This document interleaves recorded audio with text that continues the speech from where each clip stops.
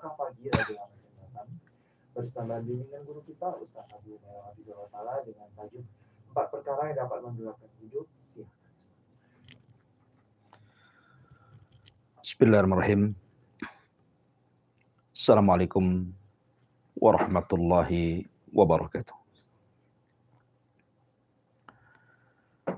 Alhamdulillah wassalatu wassalamu ala Rasulillah wa ala alihi wa sahbihi wa mawalah wa la hawla wa la quwwata illa billahi wa ba'du. Alhamdulillah, segala puja dan puji tentunya hanya milik Allah Subhanahu wa ta'ala, karena memang dialah zat yang pantas untuk dipuja dan dipuji selamanya.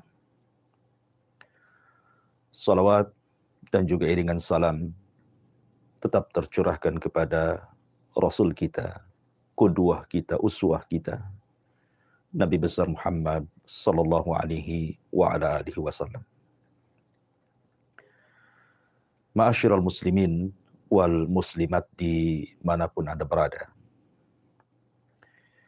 Di pagi hari ini kita akan membahas satu tajuk pembahasan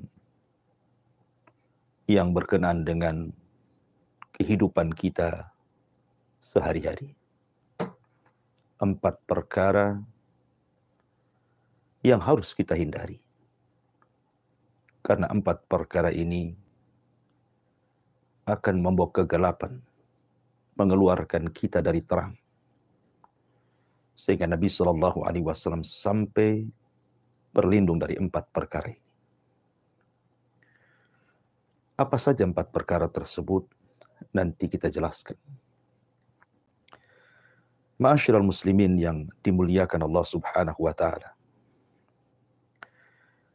Di dalam sebuah hadis, Nabi Shallallahu Alaihi Wasallam mengatakan, "Ala wa inna fil jasadi mudghah.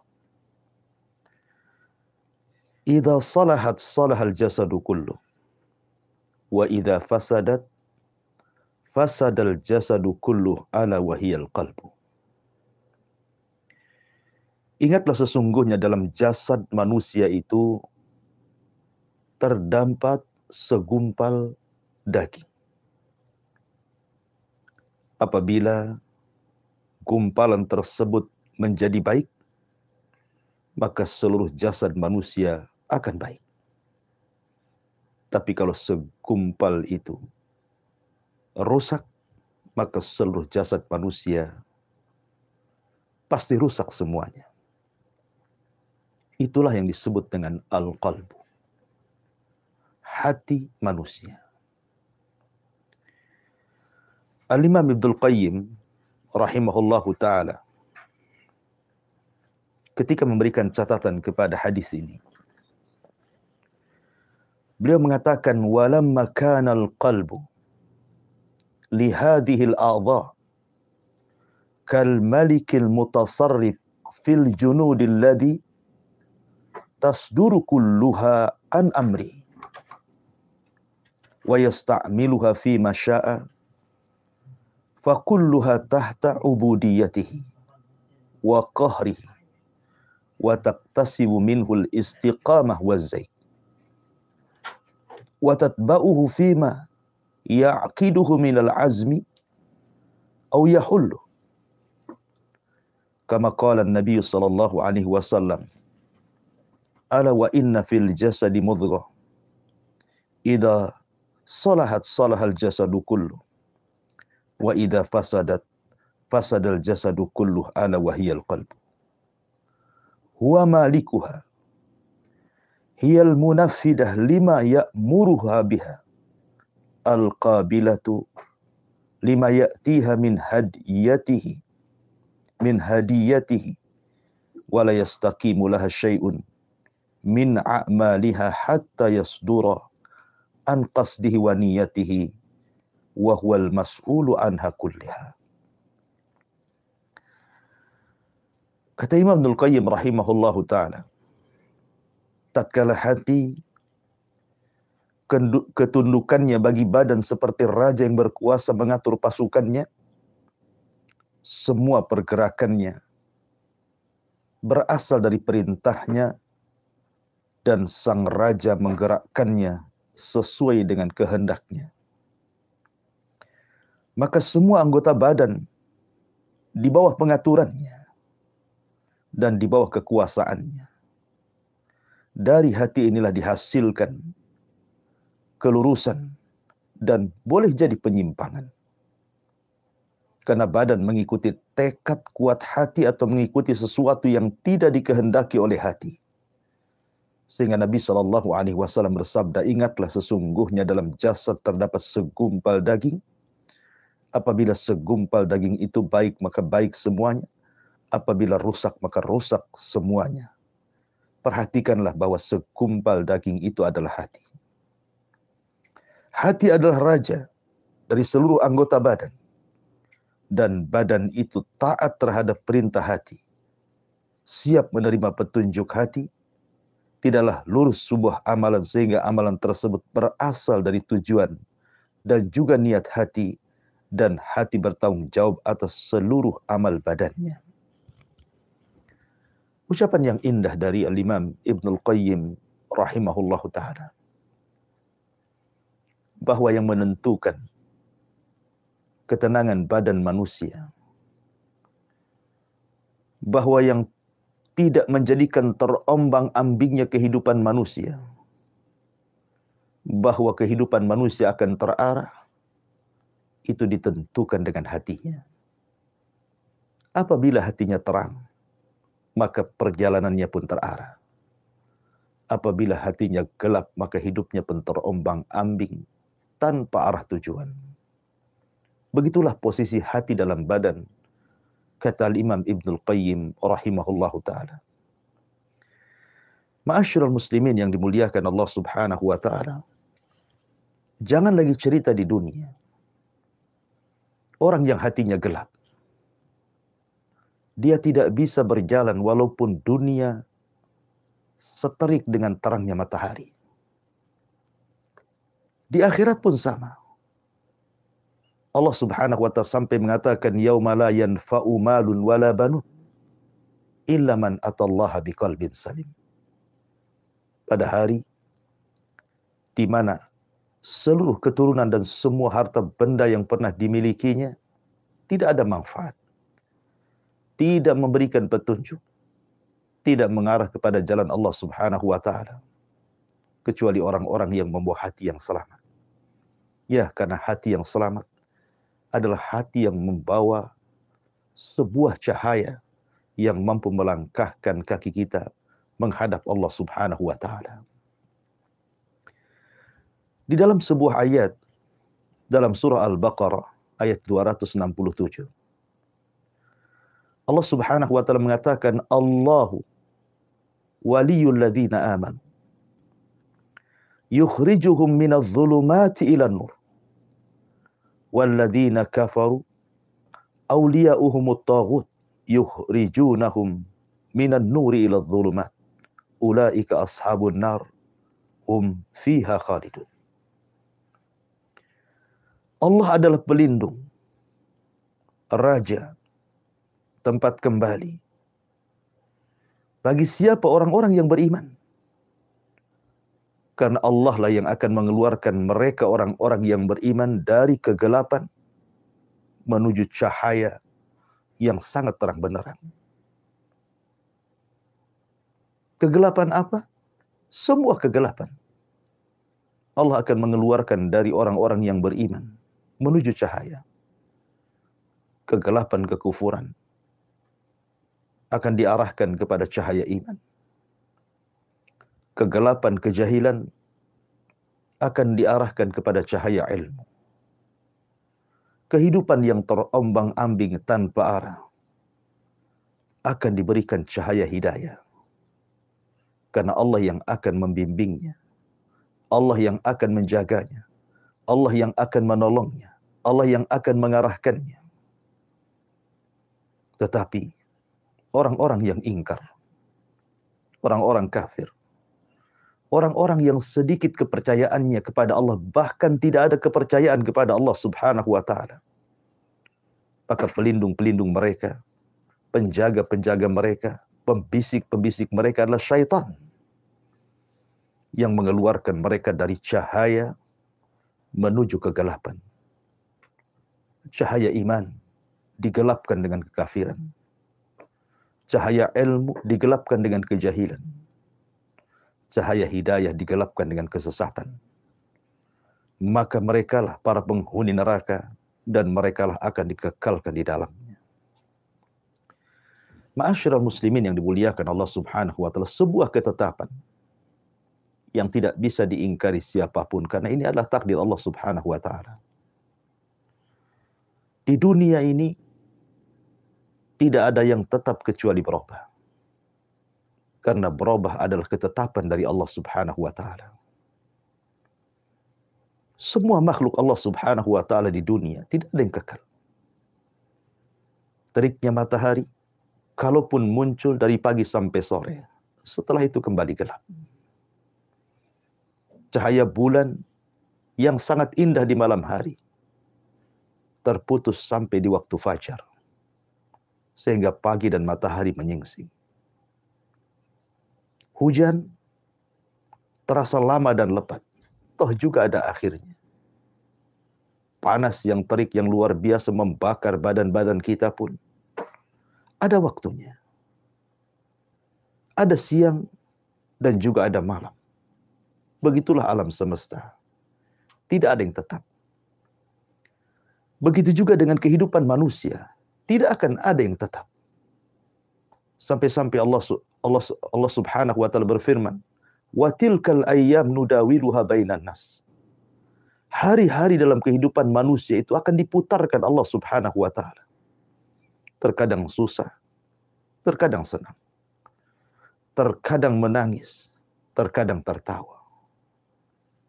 Terkadang seseorang di atas, terkadang seseorang di bawah. Terkadang harus berkumpul, terkadang harus terpisah. Begitulah kehidupan manusia, tidak ada yang tetap. Semua yang tetap pasti berubah. Dan berubah itulah ketetapan dari Allah Subhanahu wa taala.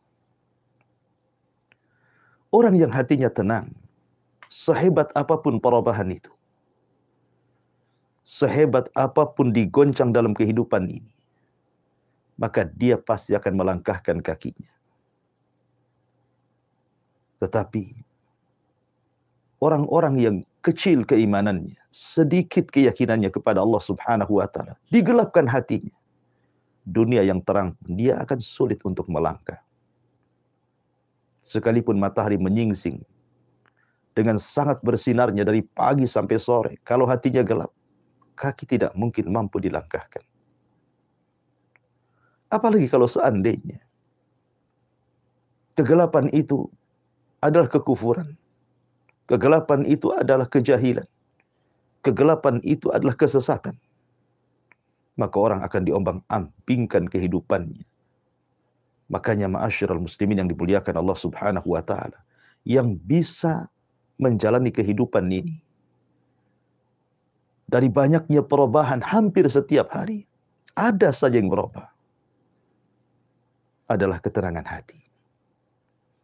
Makanya Nabi SAW berdoa agar jangan sampai hati ini digelapkan dari 4 perkara. Sebab kalau seandainya hati digelapkan dari 4 perkara ini, maka hidup kita tidak akan lurus lagi. Hidup kita akan payah, terombang-ambing, terseok-seok, sehingga kita akan sulit untuk menghadapi kehidupan yang banyak ujian dari Allah Subhanahu wa taala. Karena sebuah ketetapan, kehidupan ini pasti akan banyak ujian dari kiri dan kanan, depan, belakang, atas dan bawah. Supaya Allah Subhanahu wa taala mengetahui siapa di antara hamba-hambanya yang betul-betul jujur dan siapa di antara hamba-hambanya yang berdusta kepada Allah Subhanahu wa taala. Apa 4 perkara tersebut? Dalam sebuah hadis yang dikeluarkan oleh Imam At-Tirmidzi, dan juga disahihkan oleh Syekh Nasiruddin Al-Albani rahimahullahu taala dalam kitabnya Sahihul Jami'. Sebuah doa yang diajarkan Nabi sallallahu alaihi wasallam kepada kita. Apa kata Nabi sallallahu alaihi wasallam? Allahumma inni a'udzubika min qalbin la yahsha wa min ilmin la yanfa wa min nafsin la tasba wa min du'ain la yasma wa min du'ain la yusma. Jadi Nabi sallallahu alaihi wasallam mengajarkan sebuah doa kepada kita agar kita terhindar dari 4 perkara ini. Karena ini yang menggelapkan hati manusia sehingga gelaplah segalanya dalam kehidupannya. Allahumma inni a'udzubika min qalbin la yahsha. Ya Allah, aku berlindung dari hati yang tidak pernah khusyuk. Wa min ilmin la yanfa. Dari ilmu yang tidak membawa manfaat dalam kehidupannya. Wa min nafsin la tasba'. Dan dari jiwa yang tidak pernah kenyang. Wa min du'ain la yusma. Dan dari doa yang tidak pernah didengar dan diijabah Allah Subhanahu wa taala. Ma'asyiral muslimin yang dimuliakan Allah Subhanahu wa taala, baik kita rinci satu persatu. Di sini Nabi sallallahu alaihi wasallam berlindung dari 4 perkara, dan harusnya pun sama.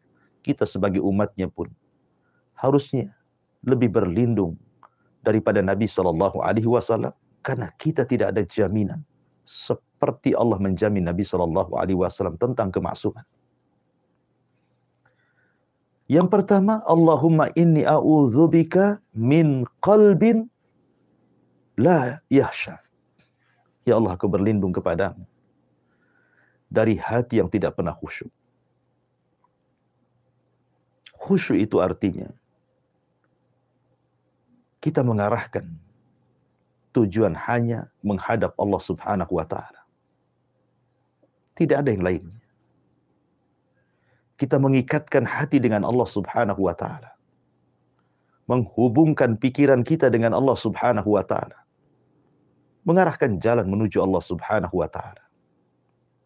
Dan berusaha untuk memalingkan hal-hal yang bisa memalingkan kita dari tujuan menghadap Allah Subhanahu wa taala. Itulah khusyuk. Contoh saja yang biasa kita dengar istilah khusyuk itu biasanya digunakan dalam sholat. Karena sholat itu adalah hubung kait antara seorang hamba dengan Allah Subhanahu wa taala.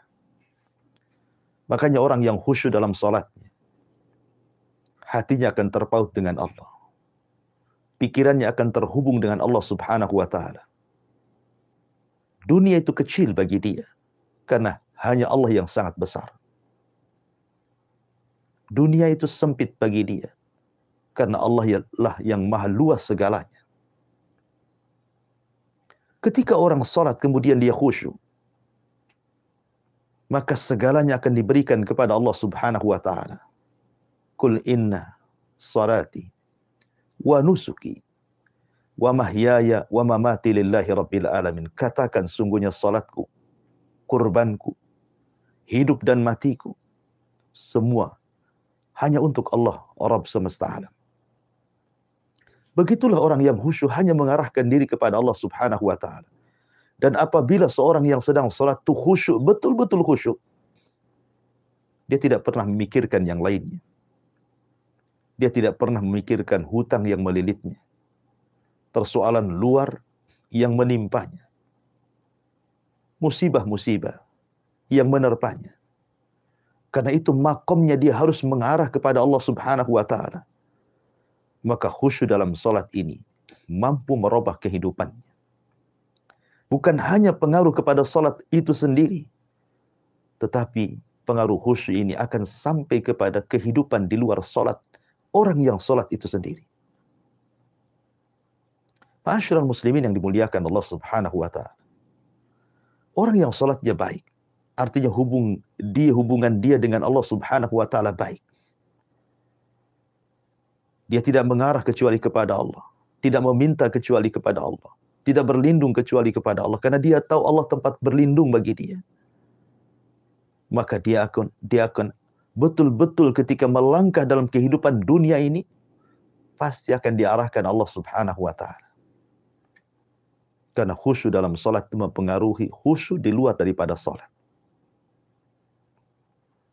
Ma'asyiral muslimin yang dimuliakan Allah Azza wa Jalla, ketika hati manusia ditambatkan hanya kepada Allah Subhanahu wa taala dan Allah merespon kita, maka dunia bagi Allah itu kecil.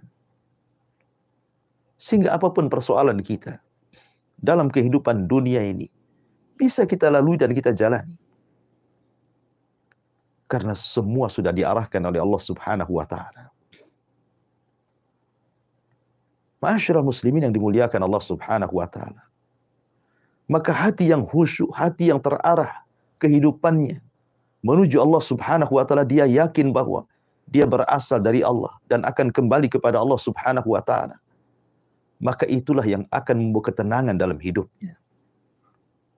Dia menambatkan hati yang jujur hanya kepada Allah Subhanahu wa taala. Sehingga ketika umpamanya Allah Subhanahu wa taala memberikan musibah kepadanya ataupun memberikan nikmat kepadanya, maka hati yang khusyuk adalah hati yang senantiasa bersyukur dan juga bersabar. Apabila ditimpa musibah dia bersabar. Apabila diberikan nikmat dia pun bersyukur. Itulah hati-hati yang khusyuk.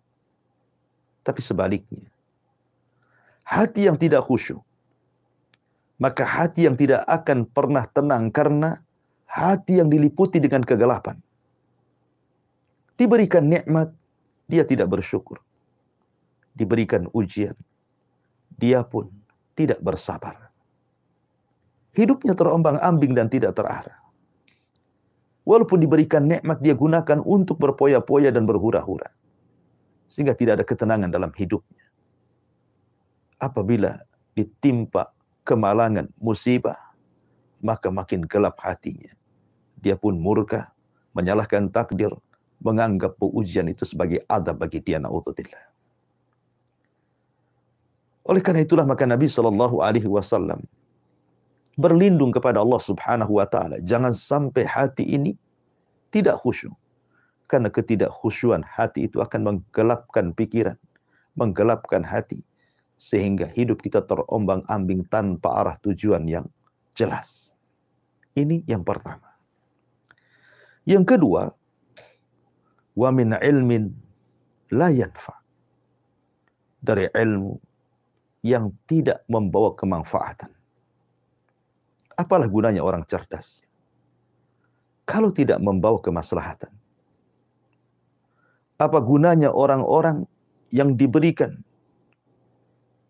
kecerdasan pikirannya kalau seandainya hanya untuk membahayakan manusia dan membahayakan dirinya sendiri? Jangan lagi urusan agama.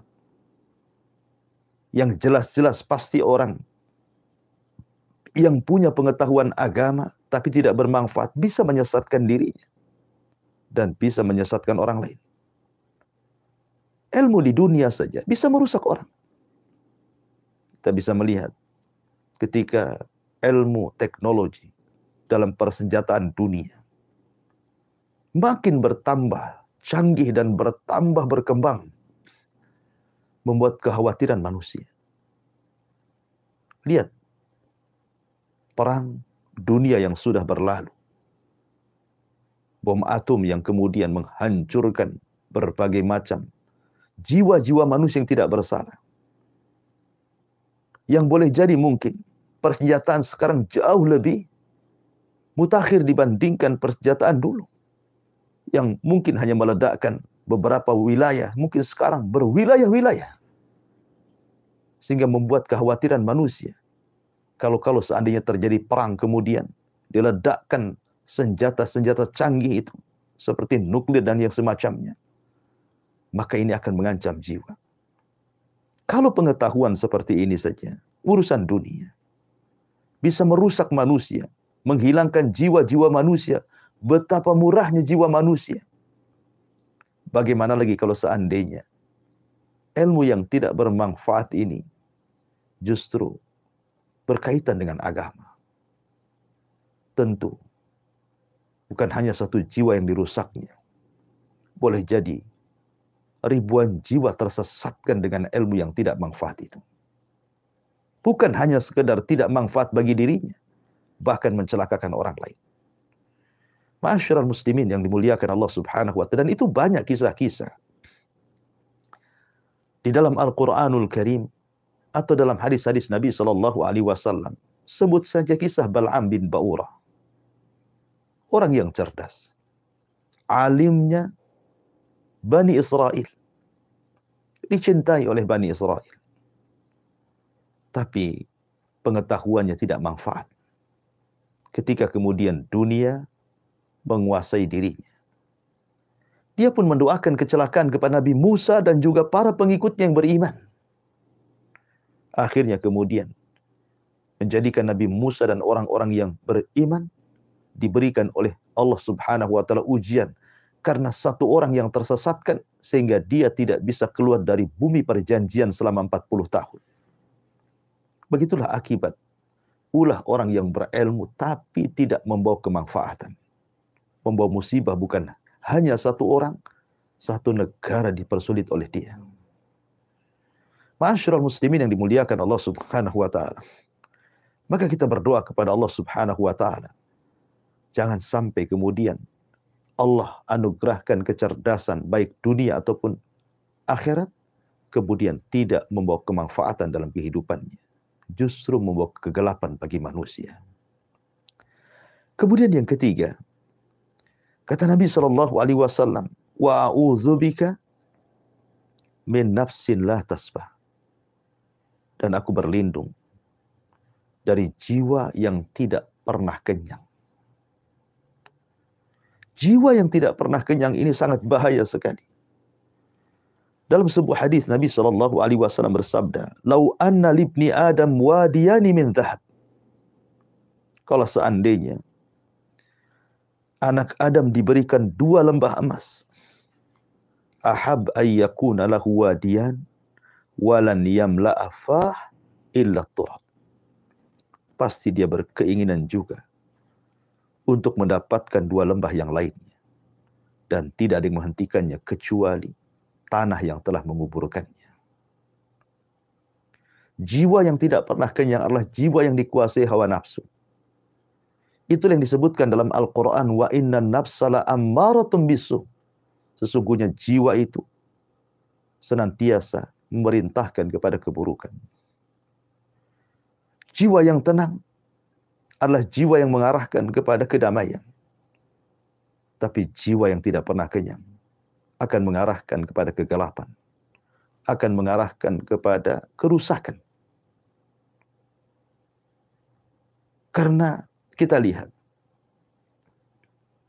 ketika jiwa itu tidak pernah kenyang, tidak pernah kenyang dengan hartanya, tidak pernah kenyang dengan jabatan, pangkat dan kepemimpinannya, tidak pernah kenyang segalanya, maka segala perkara-perkara dia akan tempuh walaupun di dalamnya ada keharaman, ada kesesatan. Dan begitu seterusnya. Dia tidak akan peduli. Sebagaimana hadis Nabi SAW, sayati alaikum zaman, akan datang zamannya kepada kalian, kata Nabi SAW, la yubalil mar'u bima akhadal man. Manusia tidak akan peduli dari mana harta dia ambil, dari mana harta dia raih. Amin halalin, amin haramin, kata Rasul. Apakah dari yang haram ataukah yang halal? Karena tujuannya hanya semata-mata urusan dunia, hatinya dikuasai dengan hawa nafsu, tidak pernah kenyang, tidak pernah qanaah dengan pemberian dari Allah Subhanahu wa taala. Dan ini membahayakan karena dia akan menghalalkan segala cara, walaupun harus mendolimi orang, walaupun harus menyakiti orang, bahkan walaupun harus membunuh orang, demi tercapai cita-citanya bisa saja dia lakukan. Itulah hati-hati yang membawa kegelapan, hati yang tidak pernah kenyang, dengan pemberian Allah Subhanahu wa taala. Ma'asyiral muslimin yang dimuliakan Allah Subhanahu wa taala. Ketika hati tidak pernah kenyang, maka segalanya halal bagi dia, walaupun itu haram. Dia akan menyikut ke kanan ke kiri. Dia akan melabrak batasan-batasan yang Allah Subhanahu wa taala telah batasi. Padahal Allah Subhanahu wa taala memiliki batasan-batasan, dan batasan-batasan Allah adalah keharaman-keharaman yang tidak boleh dilanggar. Tapi orang-orang yang hatinya tidak pernah kenyang, tidak pernah redha dengan pemberian Allah Subhanahu wa taala, maka hatinya akan gelap. Betapa banyak orang-orang yang kemudian ditimpa musibah dan kemalangan, entah kesehatan, entah kekayaan, entah jabatan. Mungkin dia sakit, mungkin dia gulung tikar, boleh jadi dia dicopot dari jabatannya. Hati-hati yang tidak tenang, hati-hati yang tidak kenyang adalah hati-hati yang gelap dan tidak bisa menghadapi kenyataan. Apabila ditimpa sakit yang berkepanjangan, dia pun menyalahkan Allah Subhanahu wa taala. Tidak redha, tasakhut. Lisannya akan mengeluarkan kata-kata yang tidak layak dikeluarkan. Terkadang mencaci maki Allah Subhanahu wa taala. Begitu juga yang usahanya gulung tikar. Begitu juga yang jabatannya dihentikan. Maka hati yang tidak pernah kenyang akan tertanam dendam dalam hatinya. Ma'asyiral muslimin yang dimuliakan Allah Subhanahu wa taala, sebaliknya, hati yang selalu kenyang dengan pemberian Allah Subhanahu wa taala, maka hati yang senantiasa bersyukur. Dia tidak pernah tasakhut, menolak takdir Allah Subhanahu wa taala. Ketika itu sebagai kaedah kehidupannya, maka dia akan berjalan dengan tenang. Kenapa? Karena di depannya terang benderang. Dia tahu bahwa ketika dia diberikan nikmat ataupun musibah dari Allah Subhanahu wa taala, itu demi kemaslahatan dirinya. Makanya sering saya ulang-ulang pentingnya menanamkan zuhud dalam hati. Seperti yang dikatakan oleh Al-Imam Hasan Al-Basri rahimahullahu ta'ala. Letakkanlah kekayaan, jabatan, pangkat di tangan. Jangan sampai Anda letakkan dalam hati Anda. Sebab kalau seandainya kekayaan, pangkat, jabatan itu diletakkan dalam hati, ketika itu semua hilang dalam hati, sedih rasanya, susah rasanya, perih rasanya, sehingga dia akan terus berpikir dan berpikir, sehingga kehidupannya akan terombang-ambing dan tidak akan pernah kenyang, tidak akan pernah tenang, akan gundah gulana, hatinya akan rusak dan tidak membawa kesenangan dalam kehidupannya. Tapi kalau Anda letakkan itu semua di tangan, seandainya harta datang, cukuplah di tangan. Pergi pun harta, pergi pula dia dari tangan. Seandainya Anda mendapatkan pangkat jabatan atau kepemimpinan, itu pun hanya sebatas di tangan. Kalaupun seandainya Anda diberhentikan, itu pun berhenti dari tangan saja. Hati ini betul-betul diberikan kepada Allah Subhanahu wa taala. Redha, puas dengan apapun pemberian dari Allah Subhanahu wa taala, karena Allah Maha tahu kemaslahatan kita selaku hamba-hambanya. Terkadang ada orang-orang yang dimiskinkan oleh Allah, sebab kalau dia kaya dia kufur. Terkadang ada orang-orang yang diberikan kekayaan, sebab kalau dimiskinkan, terkadang dia makin kufur. Semua karena kemaslahatan. Dan bagi seorang mukmin, dua-duanya baik. Mau kaya, mau miskin, mau senang, mau susah, semua dua-duanya baik bagi seorang mukmin. Karena dengan senang dia bersyukur, dengan susah pula dia bisa bersabar. Itulah hati-hati yang senantiasa kenyang, tapi hati yang tidak kenyang, maka hidupnya akan terombang-ambing tanpa arah. Yang terang menjadi gelap bagi dia. Kemudian yang terakhir, dan ini yang bahaya, wa min du'ain la yusma. Dan dari doa yang tidak pernah didengar, dikabulkan oleh Allah Azza wa Jalla. Terkadang manusia ini terlampau banyak minta, tapi kurang berterima kasih. Padahal dalam surah Al-Fatihah Allah mengatakan, Iyyaka na'bud wa iyyaka nasta'in. Hanya kepadamu ya Rabb kami menyembah, dan hanya kepadamu ya Rabb kami isti'anah meminta pertolongan. Lihat bagaimana Allah Subhanahu wa taala dahulukan syukur, baru kemudian meminta. Bersyukur dulu dengan beribadah. Perbaiki ibadah kita kepada Allah Subhanahu wa taala, baru kita minta. Tapi manusia justru membalik. Harusnya iyyaka na'bud wa iyyaka nasta'in, dia balik iyyaka nasta'in wa iyyaka na'bud. Hanya kepadamu kami meminta pertolongan dan hanya kepadamu kami menyembah. Seolah-olah meminta, tapi dia lupa berterima kasih dengan ibadah. Pada Allah Subhanahu wa taala mengingatkan, "Falyabudu rabb hadzal bait." Setelah Allah mengatakan, "At'amahum min ju'in wa amanahum min khauf." Allah yang memberikan rizki sehingga kita kenyang. Dengan rizki yang Allah anugerahkan kepada kita. Allah pula yang menganugerahkan ketenangan sehingga kita tidak merasakan ketakutan. Allah hanya minta satu saja sebagai syukur kalian. Sembahlah Rabb pemilik bait, maksudnya Ka'bah, Allah Subhanahu wa ta'ala. Maka kalau ingin didengar doanya, maka lakukan seperti arahan Allah Subhanahu wa ta'ala. Bersyukur dulu, baru meminta. Dengan cara apa? Beribadah kepada Allah. Perbaiki salat kita, perbaiki puasa kita, perbaiki ibadah kita. Baru meminta kepada Allah Subhanahu wa ta'ala. Lalu kenapa ada orang-orang yang kemudian ketika berdoa tidak didengar oleh Allah Subhanahu wa ta'ala? Dalam sebuah hadis, Nabi SAW pernah menggambarkan seseorang yang mengangkat kedua tangannya ke langit dengan pakaian yang compang-camping, rambut pun tidak terawat, penuh dengan debu. Kemudian dia mengeluh, ya Rabb, wahai Tuhan, kabulkan keinginanku, kabulkan keinginanku. Tapi kemudian Nabi SAW mengatakan, mana mungkin orang itu dikabulkan doanya? Sekalipun tangan diangkat tinggi selangit pun, mana mungkin dikabulkan doanya? Kenapa alasannya? Wa mat'amuhu haramun, wa malbasuhu haramun, wa ghudiya bil haram, fa anna yustajabu lah. Ketika makanan yang ia makan adalah makanan yang haram, ketika pakaian yang ia pakai beli dari hasil yang haram, bahkan badan dia dari kecil sampai besar dibesarkan dari benda-benda haram, bagaimana akan dikabulkan doanya? Ma'asyiral muslimin yang dimuliakan Allah Azza wa Jalla. Orang yang tidak pernah dikabulkan doanya akan gelap kehidupannya. Karena dia meminta sesuatu tidak pernah diberikan. Jangankan lagi kita meminta kepada Allah Subhanahu wa ta'ala, zat pemilik kita semuanya, pemilik alam semesta. Terkadang seseorang, sesama manusia saja, ketika kemudian meminta dan tidak diberi, rasanya hati ini kecil hati.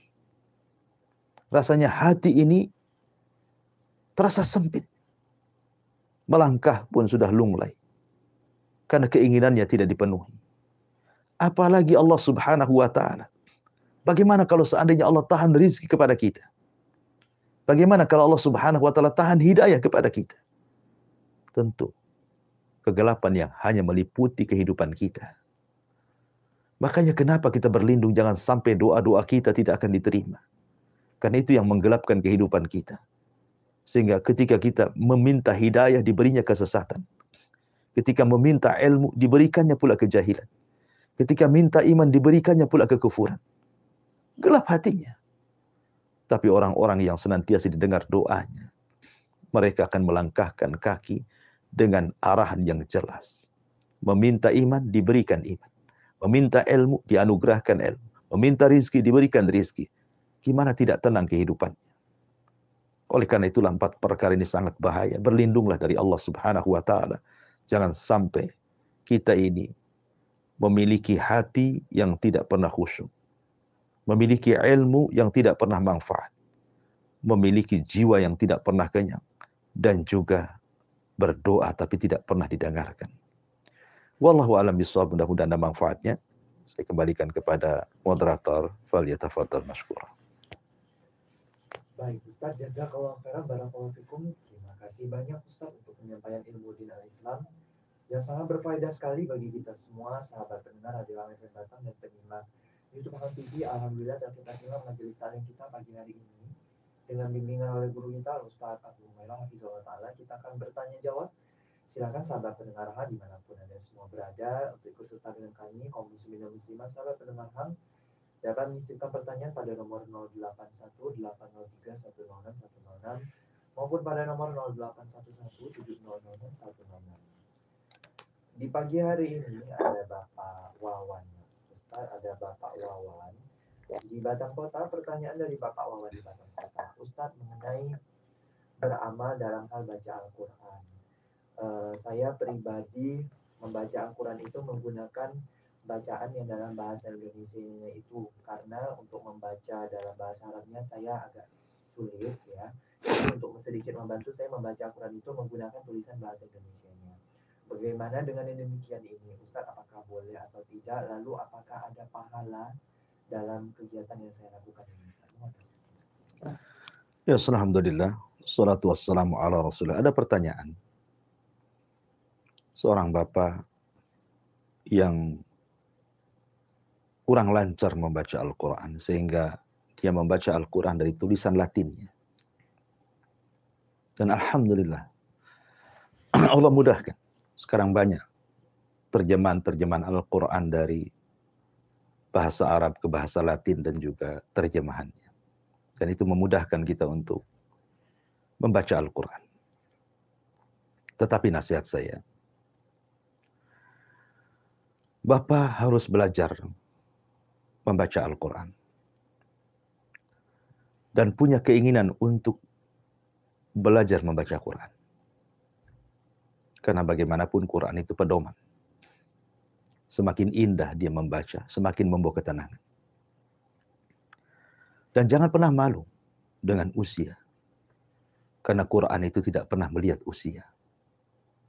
Saya teringat dahulu waktu masih belajar di Yaman.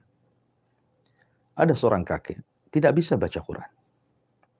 Tetapi keinginan kuat menghafal Qurannya luar biasa. Akhirnya dia membeli, kalau dulu itu semacam tip kaset, ya, karena belum ada MP3 apalagi, dan yang semacamnya zaman itu kan pakai kaset. Dia beli kaset 30 juz. Kemudian dia dengarkan setiap hari, setiap waktu. Setiap dia mendengar satu ayat, dia ulang-ulang sampai 100-200 kali. Setelah dia mungkin berpindah ke ayat berikut, berpindah kepada ayat berikut, bertahun-tahun. Akhirnya, Allah pun anugerahkan dia sanggup menghafal Quran padahal tidak bisa baca Quran. Bukankah tidak ada mustahil bagi Allah? Mungkin kita katakan, mustahil. Dia tidak baca Quran pun tidak bisa. Apalagi pula hafal Quran. Tapi ada rupanya orang-orang yang hafal Quran, tapi tidak bisa baca Quran. Dengan cara apa? Mendengar. Ya. Walaupun ada orang-orang seperti ini, tentu tidak banyak. Hanya orang-orang yang Allah anugerahi nikmat saja.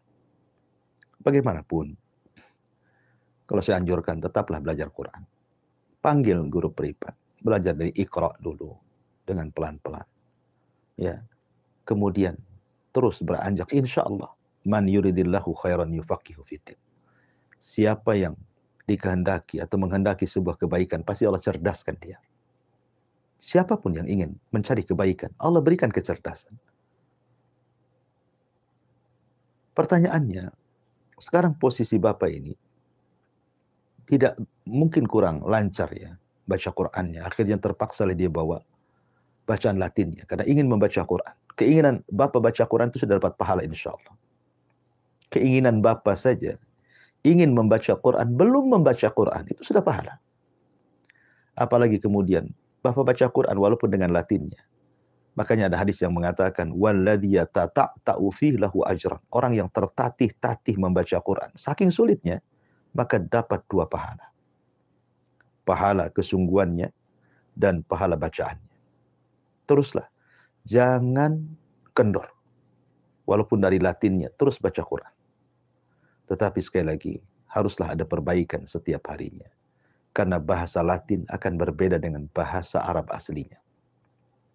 Kalau Anda tahu huruf-huruf dalam bahasa Arab itu ada makharijul huruf. Ada tempat-tempat keluar huruf. Di situ ada kefasihan bahasa. Membedakan antara huruf sin dengan shin, ya, dod dengan dod, dan begitu seterusnya. Itu akan sulit kalau kita praktekkan dalam membaca Latinnya. Dan itu akan mudah kalau kita praktekkan membaca bahasa Arabnya. Makanya teruslah, jangan pernah kendor. Walaupun sekarang mungkin masih membaca Quran lewat tulisan Latin, tetapi ada upayalah. Apalagi sekarang medsos juga dipermudah. Ada belajar Quran lewat YouTube dengan sistem mudah. Tinggal klik saja, tiap hari belajar. Insya Allah. Sekali lagi Rasul mengatakan, man yuridillahu khairan yufaqihu fiddin. Siapa yang menghendaki kehidupannya baik, pasti Allah cerdaskan dalam agamanya. Wallahu a'lam. Baik, Ustaz. Jazakallah khairan. Terima kasih Ustaz untuk pencerahannya, untuk menanggapi pertanyaan dari Bapak Wawan di Batam Kota. Insya Allah jadi ilmu berfaedah bagi kita semua. Selanjutnya ada pertanyaan dari Bapak Samsuri. Bapak Samsuri masih di Batam Kota juga. Ustaz, pertanyaan dari Bapak Samsuri di Batam Kota. Ustaz, maaf ingin bertanya, apakah dalam sholat itu baik sholatnya sendiri ataupun sholatnya berjamaah, apakah itu akan memberikan ketenangan hati, Ustaz? Lalu Ustaz, dalam sholat itu, dalam misalnya ketika sebagai makmum ya, apakah membaca sami Allah liman hamidah atau cukup langsung baca Rabbana walakal hamd, Ustaz? Ya, alhamdulillah, salatu wassalamu ala Rasulillah, amma ba'd. Ketenangan hati dalam sholat itu tergantung kualitas sholat. Kalau kualitas sholatnya baik, maka juga akan menghasilkan ketenangan yang baik. Tapi kalau sholatnya tidak terlampau baik atau sama sekali tidak baik, maka itu pun tidak akan bawa ketenangan dengan baik dalam hatinya. Sholat ini perkara yang luar biasa sebenarnya. Sampai-sampai Aisyah radhiyallahu anha mengatakan, kana Nabi sallallahu alaihi wasallam idza hajabahu amrun fasiya ila shalah. Nabi itu kalau ada urusan besar, ada hal-hal yang membuat Nabi sallallahu alaihi wasallam sulit untuk keluar dari sebuah permasalahan, maka Nabi biasanya segera sholat. Karena tahu bahwa dalam sholat itu bisa meringankan permasalahan yang dihadapinya. Maka sekarang saya terkadang heran. Ketika mungkin di sebuah perusahaan ada masalah, kemudian mengadakan rapat untuk mencari jalan keluar dan menguraikannya. Datang waktu sholat. Kadang-kadang mereka tidak sholat. Atau mungkin sholatnya diulur-ulur. Karena mereka sedang rapat. Sedang menyelesaikan perkara besar dalam perusahaan. Orang-orang yang sedang rapat ini sebenarnya tidak paham.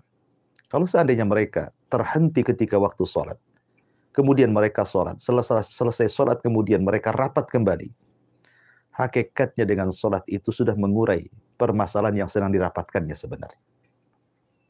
Karena ketika rapat kedua setelah Anda sholat, berarti Anda sedang mengundang Allah dalam rapat. Dan tidak ada permasalahan besar kalau Allah terlibat, pasti Allah akan urai dan menjadi kecil. Dan tidak ada perkara kecil kalau Allah tidak terlibat, pasti akan sulit untuk terurai, bahkan bisa jadi menjadi besar. Oleh karena itulah maka sholat akan membawa ketenangan, menyelesaikan masalah. Karena dalam sholat itu ada kata-kata iyyaka na'budu wa iyyaka nasta'in. Isti'anah, meminta pertolongan kepada Allah Subhanahu wa taala. Oleh karena itulah maka kualitas ketenangan juga ditentukan dengan kualitas sholat. Ketika Anda sholat sendiri dan berjamaah, tentu akan berbeda kualitasnya. Karena bagaimanapun secara pahala juga akan berbeda. Dan secara hasil pun akan berbeda. Karena manfaatnya juga akan lebih banyak yang berjamaah dibandingkan yang sholat sendiri. Bukan berarti kemudian sholat sendiri tidak sah, tidak. Akan tetapi kalau bicara tentang kualitas ketenangan hati, ya tentu semakin berkualitas sholatnya, semakin tenanglah hatinya. Semakin baik sholatnya, maka semakin baik di luar sholatnya. Karena sholat sendiri adalah innas sholata tanha 'anil fahsya'i wal munkar. Sholat itu mencegah dari perbuatan keji dan kemungkaran. Maka semakin baik kualitas sholatnya, maka semakin baik akhlak di luar sholatnya. Insya Allah seperti itu. Ya. Jadi intinya perbaiki kualitas sholat dari mulai uh, rukun-rukunnya, syarat-syaratnya, sunnah-sunnahnya, wajib-wajibnya.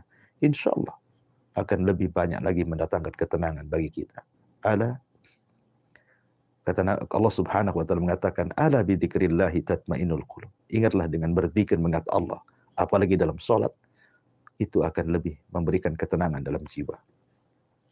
Adapun tentang pertanyaan yang kedua, ketika Anda posisinya menjadi makmum, bukan menjadi imam, ketika imam membaca sami Allahu liman hamidah, apakah Anda juga membaca sami Allahu liman hamidah ataukah cukup membaca Rabbana walakal hamd? Ini masalah khilafiyah para ulama. Masalah khilaf para ulama. Ada yang membolehkan dua-duanya dibaca.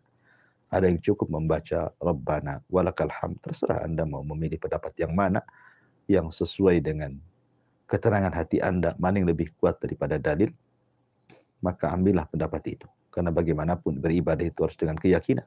Karena Allah itu kita sembah. Keberadaan Allah itu yakin, dan kita sembah dengan keyakinan. Dan itu hanya bisa didatangkan dengan ilmu. Wallahu a'lam. Baik Ustaz, jazakallah khairan Ustaz untuk nasihatnya, untuk menjawab pertanyaan Bapak Samsuri di Batam Kota tadi. Insya Allah jadi ilmu yang berfaedah bagi kita semua.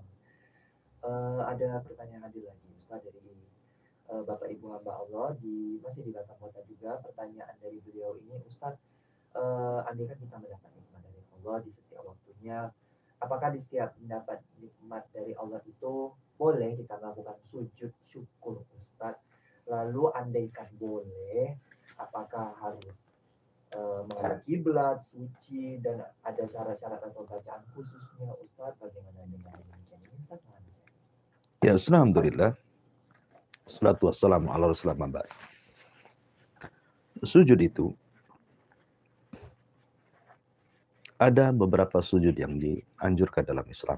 Ada namanya sujud dalam sholat. Sujud dalam sholat juga namanya sujud sahwi. Ada sujud tilawah. Dan juga ada sujud syukur. Tentu akan berbeda.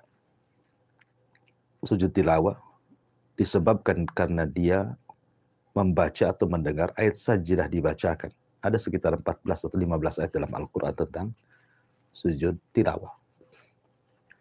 Sujud sahwi apabila Anda lupa. Maka dalam sholat, baik sholat wajib atau sunnah, maka disyariatkan sujud sahwi. Dan ada sujud yang ma'ruf dalam sholat. Adapun sujud yang ditanyakanlah mendapatkan nikmat atau disebut dengan sujud syukur, itu disebabkan karena mendapatkan nikmat. Dan sujud syukur itu tidak ada syarat-syarat seperti sujud-sujud yang lainnya, harus suci, kemudian harus tertutup auratnya. Seandainya Anda sendirian di rumah seorang wanita, Anda sedang pakai pakaian yang biasa saja, tidak anggaplah membuka aurat. Tapi kan tidak ada yang melihat kecuali di rumah. Tiba-tiba kemudian ada telepon dari suami bahwa dia mendapatkan nikmat dari Allah Azza wa Jalla, mungkin berupa harta atau yang lainnya. Anda merasa gembira, langsung sujud. Ya, langsung sujud. Maka tidak ada masalah. Jadi memang aturan sujud syukur itu tidak sebagaimana sujud yang lainnya.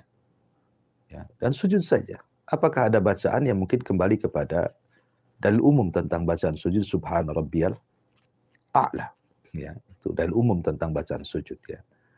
Jadi dan yang penting adalah niatnya, bahwa niat Anda sujud itu karena bersyukur kepada Allah Subhanahu wa taala. Ya sebaiknya Anda menghadap kiblat ya kan. Karena sujud adalah diberikan kepada Allah.